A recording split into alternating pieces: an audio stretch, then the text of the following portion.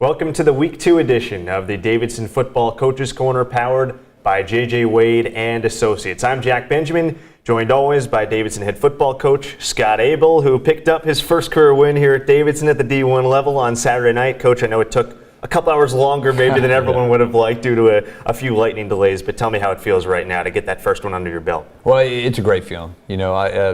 Big shout out to our fans, all our families that traveled in town, our alumni. What great crowd we had. We started almost an hour late, but the crowd still came out, and a better crowd than I anticipated after the hour and a half delay in the middle of the second quarter. So really grateful and thankful for all our fans and support that we got leading up to this game and on Saturday night. For those who might not know this, a pretty cool moment in the locker room afterward. Athletic Director Chris Clooney coming in there, giving you the game ball. How special was that for you and the group? It is really special. Whenever you have the support that we have right now from top to bottom, it really gives us an advantage. And just so grateful for Chris and the leadership of our administration, the support they've shown our program since arriving here back in January. And we're just excited to really be able to show how we've grown, since January, and looking forward to getting back on the field next week. A lot of the talk coming into this season, and rightfully so, on the new look offense, the spread triple option. What was your impression on how it looked against Brevard? Over 400 total yards and pretty good, a couple of really long runs as well. Sure. I was really pleased with how we executed early. I think those first couple quarters, we were hitting on all cylinders.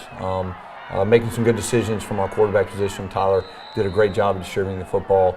And it really looked like we envisioned, like we worked on in practice. And we as the game went on and the weather delays happened, we weren't quite as crisp as I'd like us to have been as we finished. But that's where we have to grow. As we tell our guys, if it looks perfect every play, day in and day out, then we're not challenging ourselves. And so, we're excited to know that we have a great deal of room for growth, and I know we'll get there.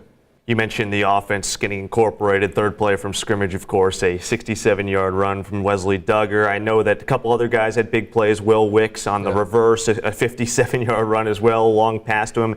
The dynamic playmaking ability of this offense. Talk about that and the deep threat ability they have, not only on the ground but through the air as well. Well, and something we've talked about before. I think we have some really nice personnel that gives us a shot to be real explosive offensively. With Wesley and Will and Tyler and Jalen, and when you look out at Connor and Colin, I mean, we have some playmakers. Hunter Louthan, our job is to make sure we continue to execute, grow inside this offense, so we become even more difficult to defend. And that's really what you want as an offensive coach. You want the defense have to defend across the field and vertically. And I thought we did a good job with that Saturday. I really did. We'll continue to grow and we'll continue to get better. And I just look forward to seeing how this offense continues to evolve.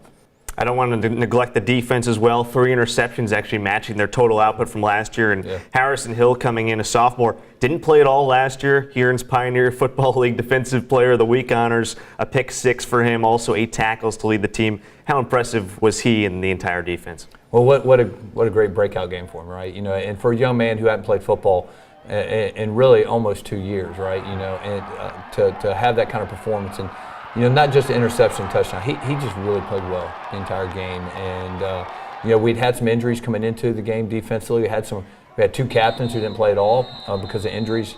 Had a lot of young guys on the field. Really excited about the growth of our defense and how well they performed Saturday night. And I still think the best is yet to come for them, and that's exciting for us.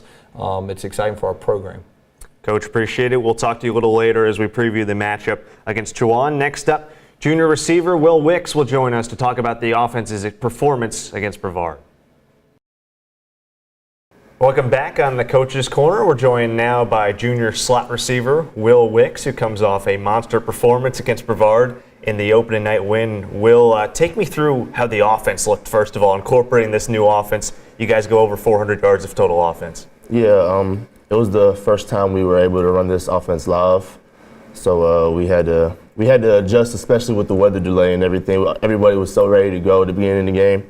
And it was maybe an hour or two we had to sit in the locker room and get ready for because the weather had us really feeling anxious in there. But I feel like we adjusted really well, especially beginning of the game. You know, first drive, it's always good to come out with a monster touchdown on the third play of the game.